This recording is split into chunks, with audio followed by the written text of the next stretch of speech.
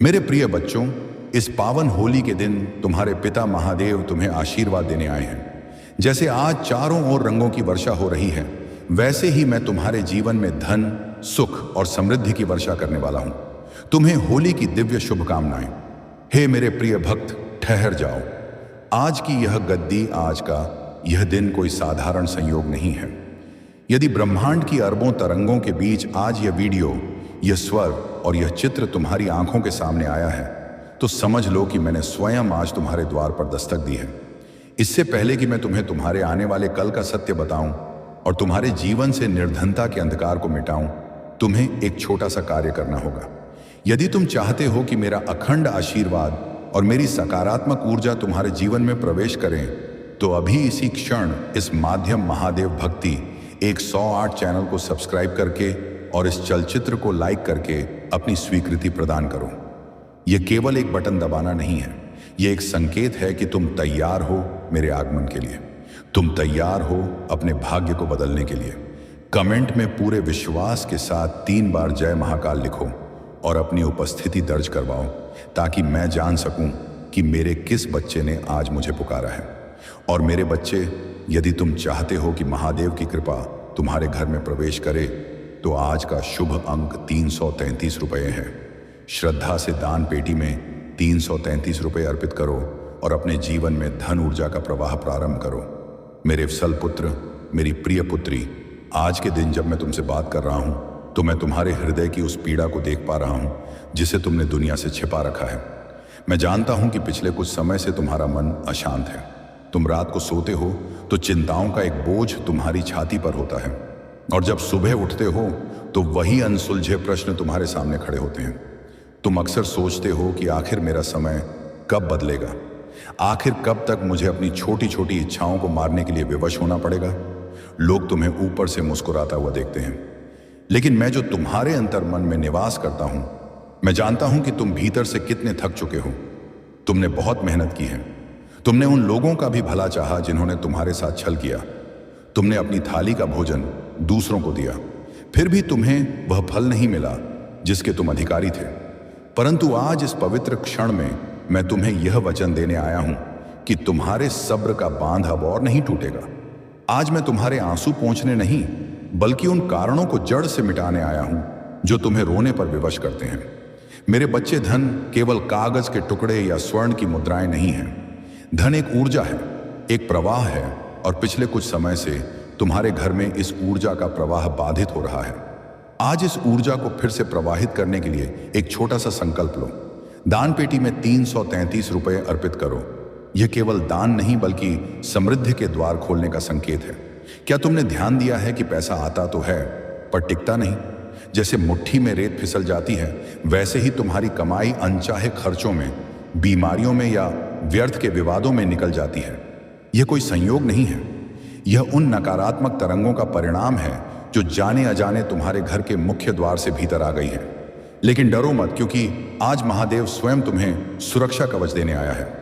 मैं तुम्हें बताना चाहती हूं कि तुम्हारे जीवन में जो यह उथल पुथल मची है, यह एक बड़े बदलाव की आहट है। याद रखना, जब मकान नया बनता है तो पहले पुरानी दीवारें टूटती हैं, बहुत धूल उठती है, बहुत शोर होता है। तुम्हारे जीवन में अभी जो शोर है, जो परेशानियां हैं, वह इसीलिए है क्योंकि विधाता तुम्हारे लिए एक नया भाग्य लिख रहे हैं। आज का यह दिन तुम्हारे जीवन में एक टर्निंग पॉइंट साबित होने वाला है। सुनो मेरे बच्चे, मैं तुम्हें कुछ ऐसे गुप्त सूत्र बता रहा हूं जो आज तक तुमने सुने होंगे लेकिन समझे नहीं होंगे। सबसे पहले अपने मन के उस कोने को साफ करो जहां तुमने शिकायतों का ढेर लगा रखा है। जब तुम सुबह उठते हो तो क्या तुम सबसे पहले अपनी समस्याओं को याद करते हो या मुझे? जिस क्षण तुम अपनी आंखें खोलते हो, तुम्हारे विचार ही तुम्हारे दिन का निर्माण करते हैं। यदि तुम अभाव की बात करोगे तो अभाव बढ़ेगा। यदि तुम कृतज्ञता की बात करोगे तो समृद्धि बढ़ेगी। आज से अभी से एक नियम बना लो। जब भी तुम अपने घर की गहरी चौखट को पार करोगे, तुम मन ही मन मुझे प्रणाम करोगे। तुम्हारा मुख्य द्वार ही वह मार्ग है जहां से मैं प्रवेश करता हूं। मैंने देखा है कि कई बार तुम अपने घर के द्वार के पीछे कूड़ा, पुराने जूते या कबाड़ जमा कर देते हो। मेरे बच्चे, जहां गंदगी और अव्यवस्था होती है, वहां नकारात्मकता का वास हो जाता है, और जहां क्लेश, बीमारी और दरिद्रता अपने आप चली आती है। इसलिए आज ही इस वीडियो को देखने के पश्चात अपने घर के मुख्य द्वार को साफ करना, वहां एक दीपक जलाना और मुझे आमंत्रित करना। मैं तुम्हें एक और सत्य बताता हूं जिसे तुम अक्सर अनदेखा कर देते हो। तुम्हारे घर की स्त्रियां, चाहे वह माँ हो, पत्नी हो, बहन हो या बेटी, वे शक्ति का ही स्वरूप है। जिस घर में स्त्री का अपमान होता है, जिस घर में स्त्री की आंखों से आंसू गिरते हैं, उस घर में मैं एक क्षण भी नहीं ठहरता, चाहे तुम सोने के सिंहासन ही क्यों ना लगा लो। यदि तुम चाहते हो कि मेरी कृपा तुम पर बरसे, तो अपने घर के वातावरण को प्रेममय बनाओ। जब घर में ऊंची आवाज में झगड़े होते हैं, जब अपशब्द बोले जाते हैं, तो वह ध्वनि तरंगे घर की दीवारों में समा जाती हैं और वे तरंगे समृद्धि के मार्ग को रोक देती हैं। आज यह संकल्प लो कि तुम अपनी वाणी में मिठास लाओगे। याद रखना, कड़वे शब्द बोलने वाले का शहद भी नहीं बिकता और मीठा बोलने वाले की मिर्ची भी बिक जाती है। मेरे प्रिय बच्चे, मैं तुम्हारे भविष्य के कुछ पन्ने भी आज खोलना चाहता हूं। आने वाले 3 महीने तुम्हारे लिए अत्यंत महत्वपूर्ण हैं। ग्रह नक्षत्रों की चाल बता रही है कि तुम्हें एक ऐसा अवसर मिलने वाला है जिसकी प्रतीक्षा तुम्हें वर्षों से थी। यह अवसर कार्य क्षेत्र में हो सकता है, व्यापार में हो सकता है या किसी पुराने निवेश से लाभ के रूप में हो सकता है। लेकिन सावधान रहना, अवसर शोर मचाकर नहीं आता, वह दबे पांव आता है। यदि तुम आलस्य में रहे या कल करूंगा कि आदत में फंसे रहे, तो यह अवसर तुम्हारे हाथ से निकल जाएगा। मुझे कर्मठ लोग प्रिय हैं। जो व्यक्ति पसीना बहाना जानता है, मैं उसके पसीने की हर बूंद को मोती बनाने की क्षमता रखता हूं। केवल हाथ जोड़कर मूर्ति के सामने बैठने से मैं प्रसन्न नहीं होता।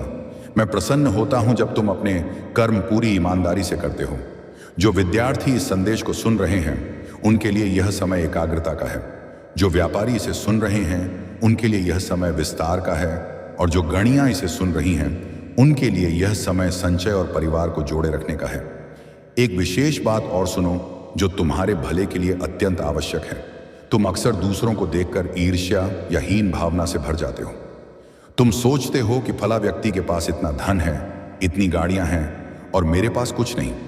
मेरे बच्चे, दूसरों की थाली में झांकना बंद करो। ईर्ष्या एक दीमक है जो तुम्हारे पुण्य कर्मों को खा जाती है।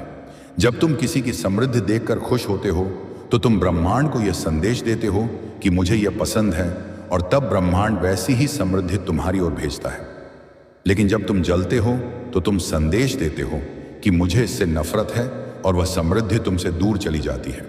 इसलिए आज से, अभी से शुभम करोति का भाव लाओ। जब भी किसी की उन्नति देखो, उसे आशीर्वाद दो। वह आशीर्वाद लौटकर 1000 गुना होकर तुम्हारे पास आएगा। मैं देख रहा हूं कि तुम में से कुछ लोग कर्ज और तनाव के बोझ तले दबे हैं। कर्ज एक दलदल है और मैं जानता हूं कि इसमें सांस लेना कितना कठिन होता है। लेकिन घबराओ मत, आज के बाद तुम्हारे लिए आय के नए स्रोत खुलने वाले हैं। तुम्हें अकस्मात धन की प्राप्ति हो सकती है या कोई रुका हुआ पैसा वापस मिल सकता है। लेकिन जब तुम्हारे पास धन आए तो उसका सम्मान करना, धन का अपव्यय मत करना, उसे सही कार्यों में लगाना, कुछ हिस्सा दान में अवश्य देना।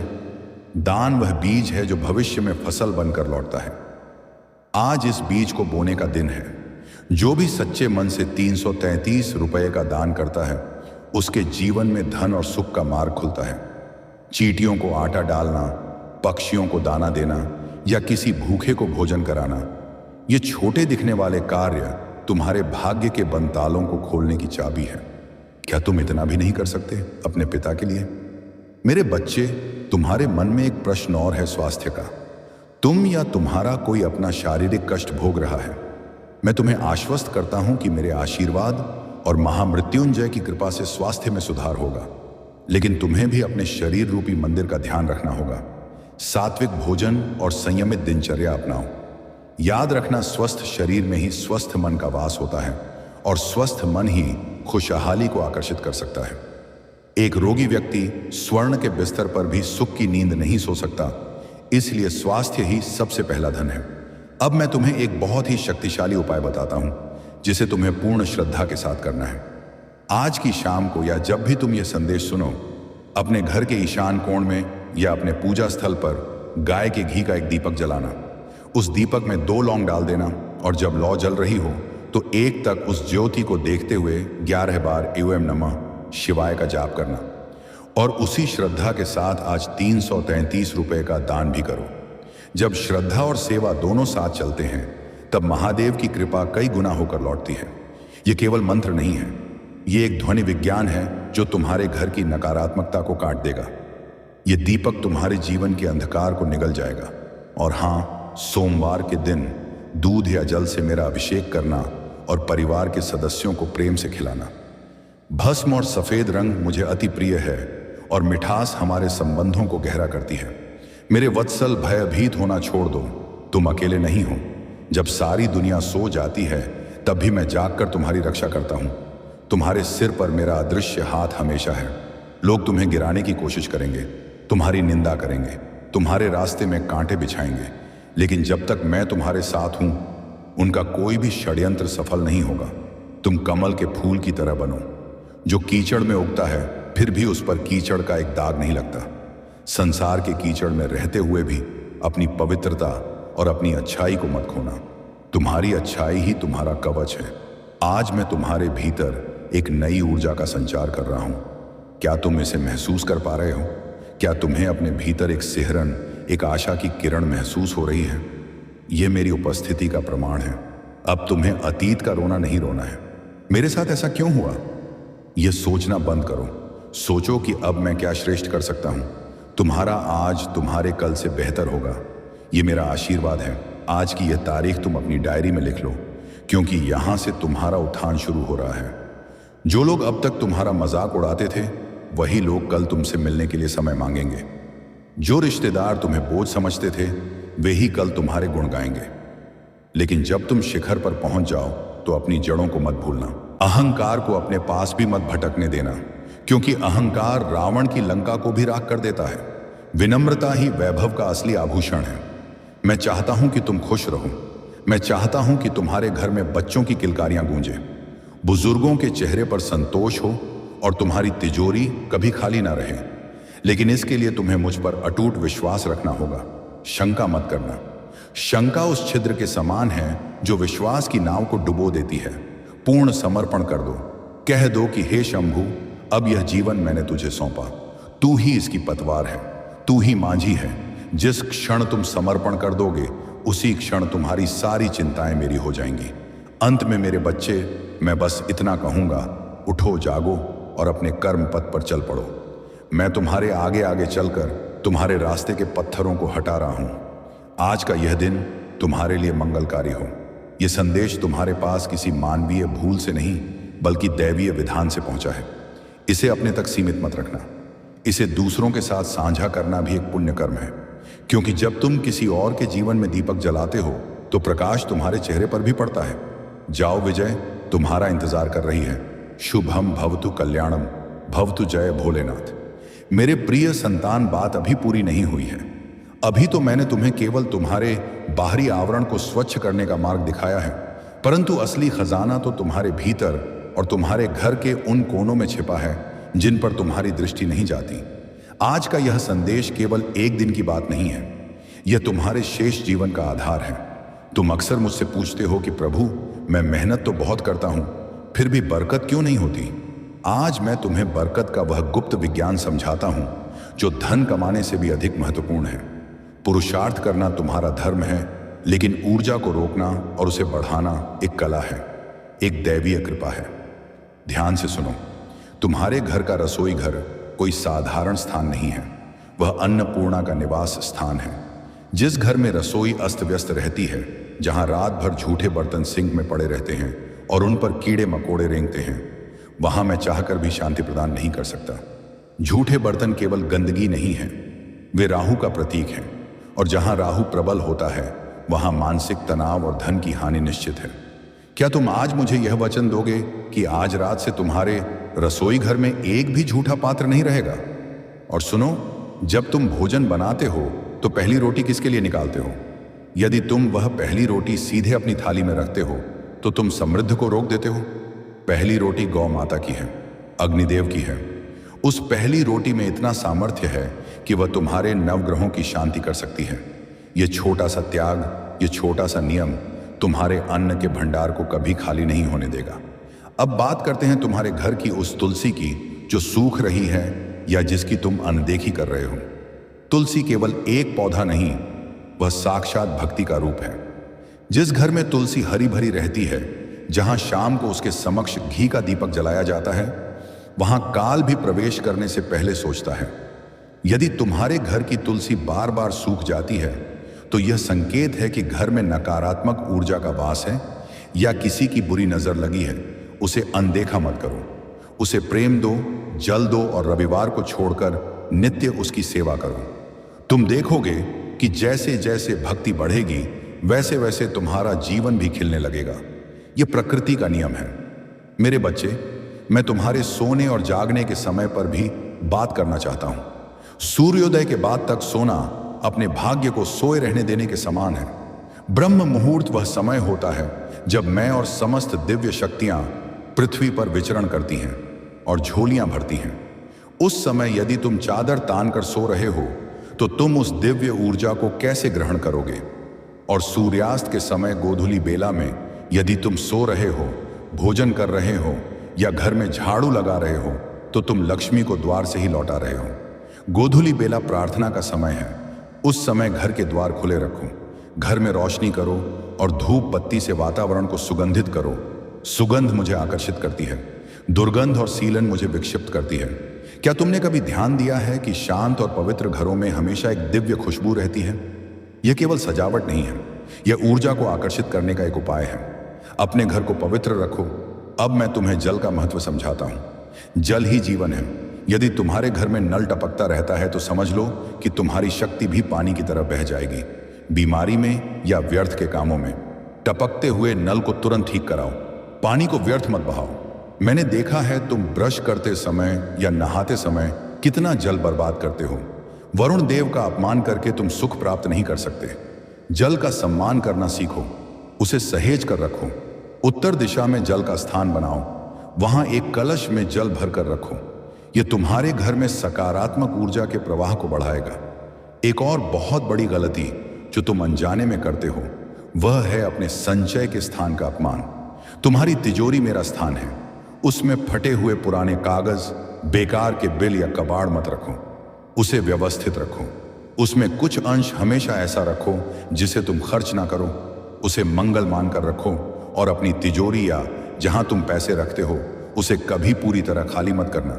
खाली बर्तन खालीपन को खींचता है और भरा हुआ स्थान और अधिक भरने के लिए चुंबक का काम करता है। अपनी तिजोरी में एक लाल कपड़े में थोड़ी सी भस्म और रुद्राक्ष रखो। यह कोई तंत्र नहीं, यह शिव शक्ति की ऊर्जा को बांधने का विज्ञान है। मेरे वत्सल, तुम्हारे मन में एक गहरा भय है, भविष्य का भय। क्या होगा यदि मेरी नौकरी चली गई? क्या होगा यदि व्यापार ठप हो गया? यह भय ही तुम्हारी सबसे बड़ी बाधा है। जब तुम डरते हो तो तुम अपने ओरा को संकुचित कर लेते हो और तब अवसर तुम तक पहुंच नहीं पाते। मुझे निडर बच्चे पसंद हैं। याद रखो, नंदी कितना धैर्यवान है, क्योंकि उसे मुझ पर विश्वास है। तुम तो मनुष्य हो, मेरी सर्वश्रेष्ठ कृति हो। तुम क्यों घबराते हो? आज के बाद से अपने आत्मविश्वास को जगाओ। जब तुम शीशे के सामने खड़े हो तो अपनी आंखों में आंखें डालकर कहो, मैं शिव का अंश हूं। मैं असमर्थ नहीं हो सकता, मैं समर्थ हूं, मैं सफल हूं। तुम्हारे शब्द मंत्र बन जाते हैं। जैसा तुम खुद से बोलोगे, वैसा ही घटित होने लगेगा। अब मैं तुम्हें रिश्तों के बारे में एक कड़वा सत्य बताता हूं। कई बार तुम्हारे अपने ही तुम्हारी उन्नति से जलते हैं। वे तुम्हारे मुंह पर मीठा बोलते हैं, लेकिन पीठ पीछे तुम्हारी जड़ें काटते हैं। तुम भावुक होकर अपने सारे राज, अपनी सारी योजनाएं उन्हें बता देते हो और यहीं तुम मात खा जाते हो। मेरे बच्चे, अपनी योजनाओं को गुप्त रखना सीखो। जब तक कार्य पूरा ना हो जाए, उसका ढिंढोरा मत पीटो। नजर लगने में एक पल लगता है और उसे उतारने में बरसों लग जाते हैं। अपनी कमाई और अपने अगले कदम को रहस्य रहने दो। अपनी सफलता को शोर मचाने दो। अपनी जुबान को नहीं, गुप्त मंत्रणा ही विजय दिलाती है। तुम अपने जीवन के स्वामी हो, इसलिए गोपनीयता बरतो। तुमने अक्सर देखा होगा कि पैसा आता है तो अशांति साथ लाता है। इसका कारण है कि वह पैसा शायद किसी का दिल दुखाकर आया है। हमेशा याद रखना, ईमानदारी की सूखी रोटी में जो तृप्ति है, वह बेईमानी के पकवानों में नहीं। यदि तुम किसी का हक मारकर किसी को धोखा देकर धन कमाओगे, तो वह धन आएगा तो जरूर, लेकिन वह अपने साथ विनाश लेकर आएगा। वह तुम्हारे घर की सुख शांति छीन लेगा। मैं अवघड़ दानी हूं, सब देता हूं, लेकिन जो भक्त धर्म और नीति से चलता है, मैं उसके घर में कल्याण बनकर पीढ़ियों तक वास करता हूं। चुनाव तुम्हारा है। तुम्हें क्षणिक सुख चाहिए या पीढ़ियों का सम्मान। दान के विषय में भी तुम्हारी सोच को बदलना चाहता हूं। तुम सोचते हो जब मेरे पास बहुत होगा तब मैं दान करूंगा। नहीं मेरे बच्चे, ये सोच गलत है। दान वह नहीं जो बचा हुआ दिया जाए। दान वह है जो अपनी जरूरतों में से काट कर दिया जाए। यदि तुम्हारे पास थोड़ा भी है और तुम उसमें से कुछ जरूरतमंद को देते हो तो वह ब्रह्मांड में एक बीज की तरह बोया जाता है। प्रकृति का नियम है, एक बीज डालोगे तो 1000 दाने मिलेंगे। अपनी आय का एक छोटा हिस्सा सेवा के कार्यों में, जीव जंतुओं की सेवा में लगाओ। इसे गुप्त रखना। दाएं हाथ से दो तो बाएं हाथ को पता ना चले। यह गुप्त सेवा तुम्हारे बुरे प्रारब्ध को काट देगी और आने वाली विपत्तियों को टाल देगी। क्या तुम अपने घर की स्वच्छता का ध्यान रखते हो? वास्तु के अनुसार गंदगी नकारात्मक ऊर्जा का सबसे बड़ा स्रोत है। घर का कोना कोना साफ रखो और सबसे महत्वपूर्ण, घर में टूटे हुए कांच या बंद घड़ियां मत रखो।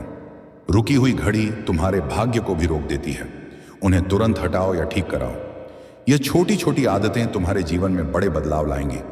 आज का यह दिन एक पुनर्जन्म की तरह है। पिछले समय की जो भी गलतियां या असफलताएं थीं, उन्हें आज मैं अपनी क्षमा की अग्नि में भस्म करता हूं। आज तुम बिल्कुल नए हो। जैसे गंगा में स्नान के बाद शरीर निर्मल हो जाता है, वैसे ही आज तुम्हारा प्रारब्ध साफ है। अब इस कोरी स्लेट पर तुम क्या लिखोगे? शिकायतें या ओम नमः शिवाय? मैं चाहता हूं कि तुम कृतज्ञता का भाव अपनाओ। जो तुम्हारे पास है उसके लिए धन्यवाद दो। जब तुम कहते हो धन्यवाद महादेव, मुझे यह जीवन देने के लिए, तो मैं विवश हो जाता हूं तुम्हें। और अधिक देने के लिए रोने वाले को और रुलाया जाता है और आनंद में रहने वाले के साथ पूरा ब्रह्मांड नाचता है। तुम्हारे घर के मुख्य द्वार पर त्रिशूल या स्वस्तिक का चिन्ह होना अनिवार्य है। यह शुभता को खींचने वाला यंत्र है। यह तुम्हारे घर का सुरक्षा कवच है। कोई भी बुरी ऊर्जा इस रेखा को पार नहीं कर सकती। अंत में मैं तुम्हें एक ऐसा अस्त्र देता हूं जो हर मुसीबत में तुम्हारे काम आएगा। वह है मेरा नाम। कलयुग में नाम के सहारे ही भवसागर पार किया जा सकता है। काम करते हुए, चलते फिरते, गाड़ी चलाते हुए मन ही मन मेरा स्मरण करते रहो। यह तुम्हारे मन को भटकने से रोकेगा और एक अदृश्य सुरक्षा घेरा तुम्हारे आसपास बना देगा। तुम्हें अलग से घंटों बैठने की आवश्यकता नहीं होगी यदि तुम्हारा हर कार्य मेरी पूजा बन जाए। उठो, अपनी हथेलियों को देखो। इन लकीरों को बदलने का समय आ गया है। तुम्हारी मेहनत मेरा प्रसाद बनेगी और तुम्हारा विश्वास मेरी शक्ति। हम दोनों मिलकर एक नया भविष्य लिखेंगे। अब विश्राम मत करना जब तक लक्ष्य प्राप्त ना हो जाए। जाओ, अपने कर्म क्षेत्र में नंदी की शक्ति के साथ आगे बढ़ो। मैं तुम्हारे पीछे खड़ा हूं। सदैव सर्वत्र ओम नमः शिवाय कल्याणमस्तु, विजयोस्तु, अखंड सौभाग्य प्राप्ति रस्तु, जय महाकाल। जो भी मेरे इस संदेश को सुन रहा है वह आज का शुभ संकल्प अवश्य करे। दान पेटी में 333 रुपये अर्पित करो और महादेव का आशीर्वाद अपने जीवन में आमंत्रित करो।